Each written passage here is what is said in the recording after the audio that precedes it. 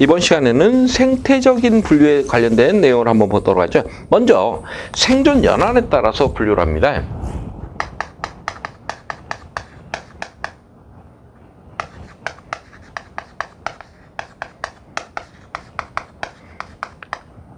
그래서 이 1년생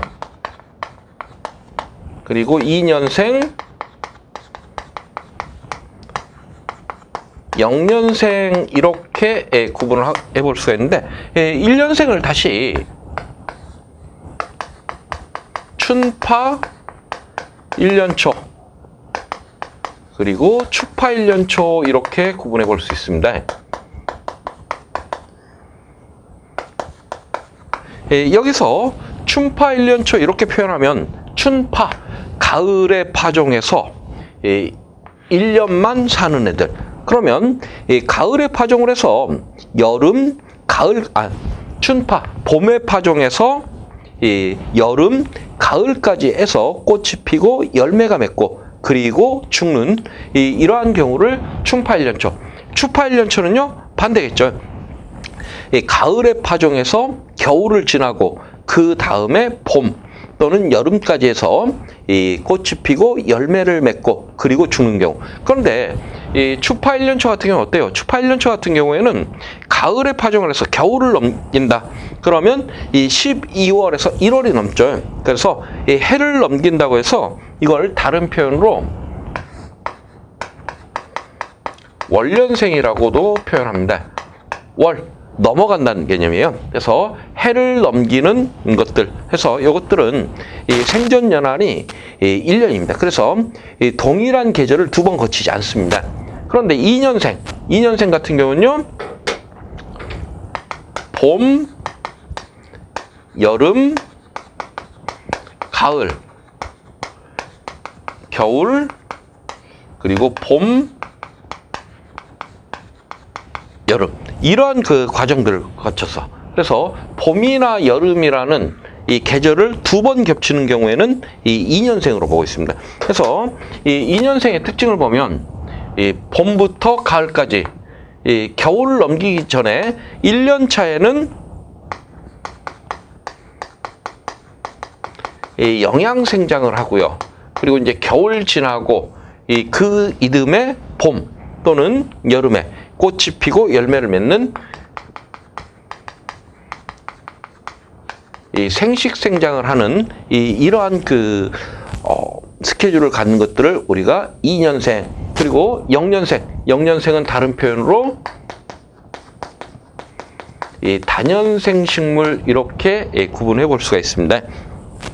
교재 내용 보죠. 이 1년생 봄에 파종하여 당해년도에 성숙 고사하는 식물이다.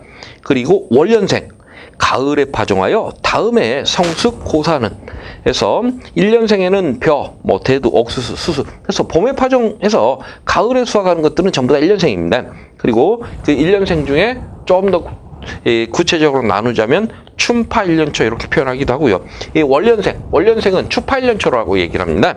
그래서 가을에 파종하여 다음에 성숙 고사하는 작물이다. 가을밀이라든가 가을보리 또 경우에 따라서는 이 마늘 양파 같은 경우도 여기에 해당되죠. 이 마늘 양파 언제 파종해요? 가을에 파종을 합니다.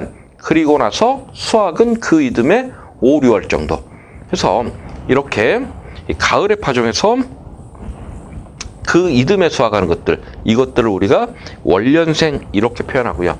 그리고 2년생은 이렇게 봄에 파종을 해서 여름, 가을, 겨울을 지나고 그 이듬해 성숙 고사하는 작물이다. 무, 사탕무, 당근 같은 경우는 2년생입니다. 그래서 이 무 같은 경우에 우리가 봄에 파종을 하게 되면 당해년도에 꽃이 안 펴요. 당해년도에 꽃이 안 피고 쭉 자라고 겨울을 지난 다음 그 이듬해 봄에 이렇게 꽃이 피는 것들을 볼 수가 있습니다. 그리고 다년생 작물, 다른 표현으로 영년생이라고 표현합니다. 대부분 목본류와 같이 생존 연한이 긴 작물들이다. 그리고 아스파라거스라든가 목초류, 홉 같은 경우는 다년생에 해당됩니다. 그리고 이제 이 생육 계절에 따라서도 분류를 하고 있어요.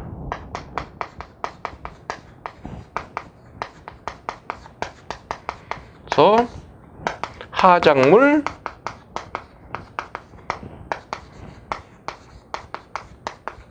동작물 이렇게 구분하겠죠. 그래서 하작물, 봄에 파종하여 여름에 생육하는 1년생 작물이다. 그래서 이 춘파 1년초 같은 경우에는 하작물에 해당되고요.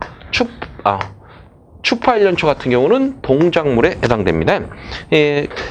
동작물, 가을에 파종하여 가을, 겨울, 봄을 중심으로 생육하는 월년생 작물이다. 그래서 여름 작물, 겨울 작물 이렇게 구분하기도 하고요. 다음은 온도 적응성, 온도 반응에 따른 이 분류를 볼 수가 있습니다. 그래서 우리가 일반적으로 지금 우리나라 같은 경우 온대기후죠. 그런데 이제 조금 추운 날씨에 자라는 저온작물, 그리고 여름 중심의 고온작물, 그리고 열대작물들도 있을 수 있습니다.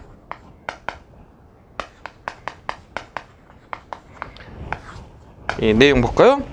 저온작물, 비교적 저온에서 생육이 잘 되는 작물이다. 맹류나 감자 같은 경우가 여기에 해당되는데, 맹류나 감자 외에도 채소류들은 이 저온 작물이 많습니다. 특히나 여러분들 그 여름에 상추 가격이 여름에 한 7월 말 8월 초 요때쯤 되면 뭐 상추 5kg 한 박스에 뭐 4만 원, 5만 원. 뭐 삼겹살집에 가서 상추 더 달라 그러면 욕 먹을 정도로 이 상추값이 비쌀 이런 때가 있을 거예요. 그 왜 그러냐면 이 상추는 이 온도 적응성이 낮은 저온 작물입니다. 그런데 이 한여름 7, 8월쯤 되면 온도가 너무 높아서 이 상추가 정상적인 생육을 하지 못하기 때문에 이 가격이 비싸지는 이러한 현상이 나타날 수가 있는데, 그래서 계절에 따라서 이 어떤 작물이 계절에 따라서 우리나라는 온도가 변하기 때문에 이런 저온 작물들이 있다. 그리고 이제 고온 작물, 고온 조건에서 이 생육이 잘 되는 작물이다. 벼라든가 콩, 옥수수, 수수 같은 경우들. 그리고 열대작물, 우리나라 이제 열대작물 같은 경우는 그렇게 많지는 않죠. 고무나무나 카사바.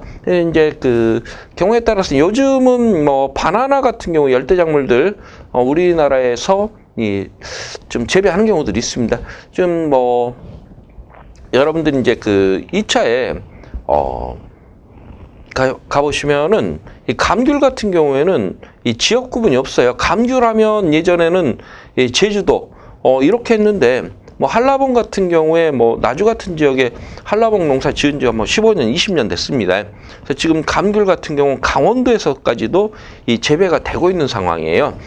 물론 이 노지 재배는 아니고 시설 재배이긴 하지만, 그래서 이렇게 열대작물이 지금 우리나라에 들어와 있는 상태고요. 그리고 이제 목초를 이 온도 적응성에 따라서 목초를 이 한지역 목초와 난지역 목초 이렇게 구분합니다.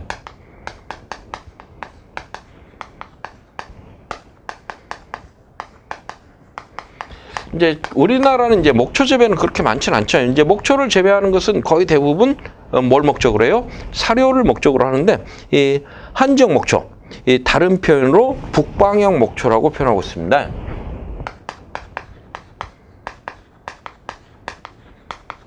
그리고 난지역은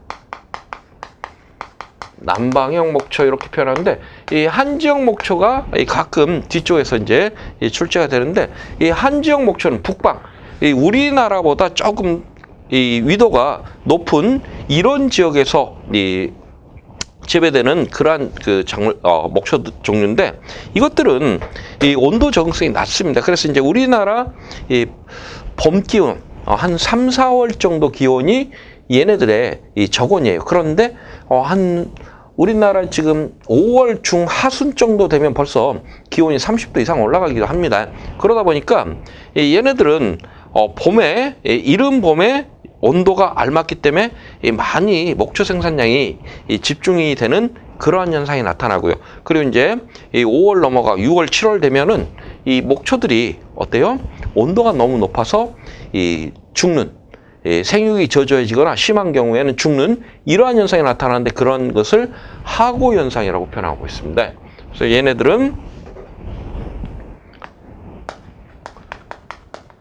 이 우리나라에서는 하고 현상이 나타날 수 있는데 이 하고 현상과 관련된 내용이 가끔 출제가 될 수 있습니다. 그래서 이 하고 현상은 이 뒤에서 보도록 하죠.